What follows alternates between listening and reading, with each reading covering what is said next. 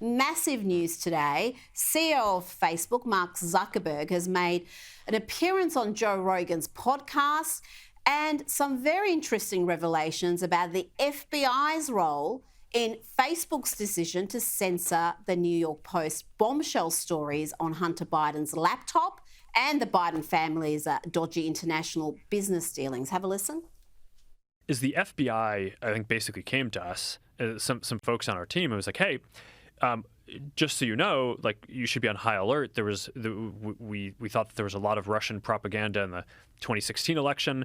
We have it on notice that basically there's about to be some kind of dump of that's similar to that. So just be vigilant. Fewer people saw it than would have otherwise. So it definitely. By what percentage? I don't know off the top of my head, but it's meaningful. Now, Kosha, it's worth remembering that the FBI had Hunter Biden's laptop since December 2019. So they knew it wasn't Russian disinfo. How can this be seen as anything other than election interference?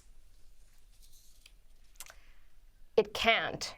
And you know what's interesting here, Rita, is the context or the substance of what Mark Zuckerberg said is actually not a new revelation to those of us who pay attention to these things, and increasingly to the everyday voter in America. There's a reason why trust in these institutions, including the FBI, is at an all-time low. Somebody did a poll, one of the polling outfits, where people even think that it's akin to the Gestapo or things like that, where it's really seen a fall from grace, if you will.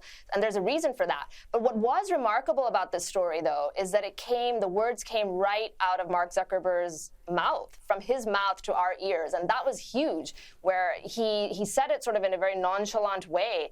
But the fact of the matter is, for a United States agency, and the FBI, which is the most heavily armed domestic police force in the world, it has subpoena power, it's very powerful for them to be tapping the shoulder of a private company and telling them this, when, as you say, they knew by that point the story had been validated, and they knew that it was valid information, but even if it wasn't, is a big deal. It's a violation of the First Amendment, and it also calls into question this issue of Section 230 and why these platforms are in the business of moderating content and suppressing content when they enjoy the immunity protections that law provides for. So I think this is just putting it into the forefront. And I don't know if Zuckerberg expected that or not, but he's created a little bit of a firestorm with his comments there to Joe Rogan.